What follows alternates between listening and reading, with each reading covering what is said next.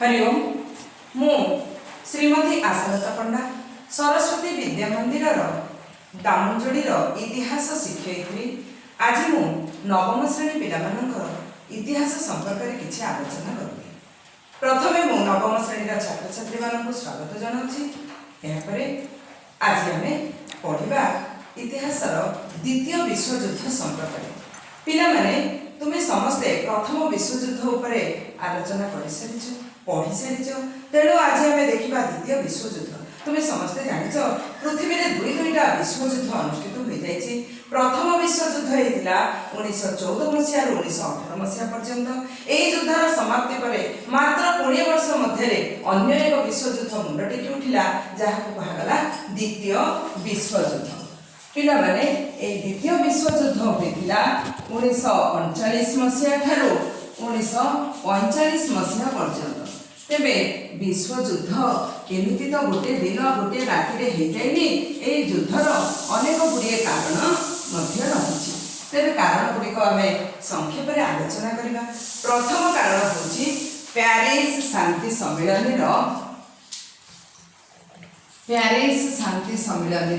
त्रुटि। प्यारिस शांति सम्मेलन कौन त्रुटि रही आम टे आलोचना करवा।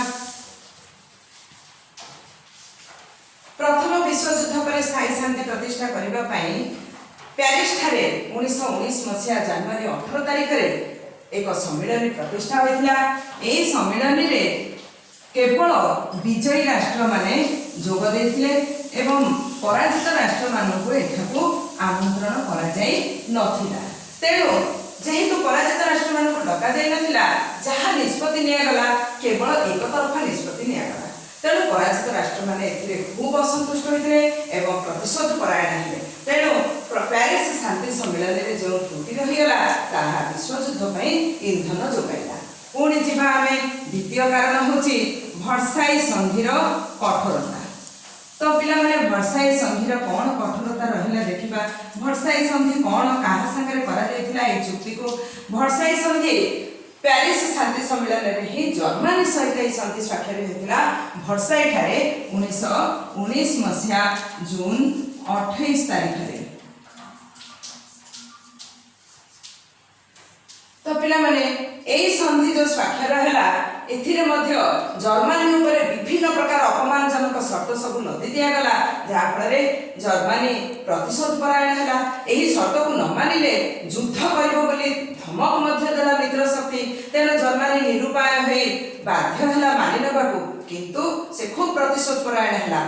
जर्मनी शासक एडल्फ हिटलर देश में एकछत्रवाद शासन प्रतिष्ठा करी सैन्य बाहिनी एकत्रित कले एवं अन्य एक विश्वयुद्ध को छिड़ा करते। तेणु वर्साई संधिर कठोरता ही द्वितीय विश्वयुद्धर एक मुख्य कारण होता। यह व्यतीत जातिसंघर विफलता अन्य एक कारण है। जातिसंघर विफलता कौन है? जातिसंघ तो आम जाने स्थायी शांति प्रतिष्ठा करने उद्देश्य 1920 मसीहा जनवरी 10 तारिख अमेरिकार राष्ट्रपति वुड्रो विल्सन नेतृत्व में जातिसंघ गठित है। किंतु यार केतुड़िए विफलता देखादेला। कारण प्रथमतः वुड्रो विल्सन प्रतिष्ठा कले किंतु से जातिसंघ उभरी गले। तेणु लक्ष्य सहजरे पूरण हो पारानी। द्वितीयतः बृहत राष्ट्र मैंने निजर स्वार्थ हासिल करने जातिसंघ उभरी जाए मन इच्छा काम कले। से आईन भंग करुवा बेले कौन कार्यानुष्ठान ग्रहण करागला नहीं। तेणु क्षुद्र राष्ट्र मैंने जातिसंघ उपर भरोसा तुटेले जेहेतु कौन कार्यानुष्ठान ग्रहण करा। तेणु मात्र 20 वर्ष मध्य जातिसंघ प्रतिपत्ति लोप पाइला एवं अन्य एक विश्वयुद्ध छिड़ा है। तेणु जातिसंघर विफलता विश्वयुद्ध दायी रहा। पुणी देखा पिला माने ए समय उग्र जातीयतावादी शक्तिर उत्थान घटिला। उग्र जातीयतावादी शक्ति कौन? जो मैंने उग्र रूप धारण कर एकछत्रवाद शासन प्रतिष्ठा कर उग्र जातीयतावादी शक्ति बोली कहुए। तेबे पिला माने एभली शक्ति क्यों माने हेथिले ना प्रथमे जर्मनी रे एकछत्रवाद प्रतिष्ठा करा जाई। जर्मनी कौन करथिला जातिसंघ उभरी गला 19 1931 ମସିହାରେ ଜାତିସଂଘରୁ ଓହରି ଯାଇ ସେ ମନେଇଚ୍ଛା ଯୁଦ୍ଧ କରିବାରେ ଲାଗିଲା, ରାଜ୍ୟ ଅଧିକାର କରିବାରେ ଲାଗିଲା। 1936 ମସିହାରେ ରାଇନ୍ ଅଞ୍ଚଳକୁ ଅଧିକାର କଲା। 1938 ମସିହାରେ ଅଷ୍ଟ୍ରିଆକୁ ଅଧିକାର କରିଲା। ସେତେବେଳେ ତା ବିରୁଦ୍ଧରେ କୌଣସି କାର୍ଯ୍ୟାନୁଷ୍ଠାନ ଗ୍ରହଣ କରାଗଲା ନାହିଁ। ସେହିପରି ଇଟାଲୀ ମଧ୍ୟ 1936 ମସିହାରେ ଆବିସିନିଆକୁ ଅଧିକାର କରିନେଲା। ଆଫ୍ରିକାର ଆବିସିନିଆ ଅଞ୍ଚଳକୁ ଅଧିକାର କରିନେଲା।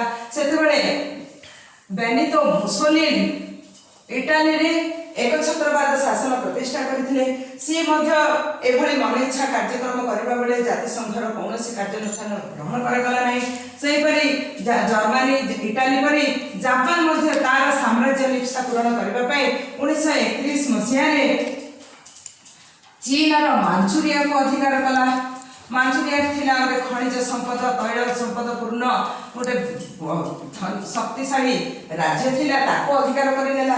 से समय मध्य जातिसंघ कौनसी कार्यानुष्ठान ग्रहण कला नहीं, जहाँफल जातिसंघर प्रतिपत्ति लोप पाइबा पड़ला लगिला एवं ये उग्र जातिवादी शक्ति माने निज इच्छा कार्य करिले एवं विश्व युद्ध पई प्रस्तुत हेले।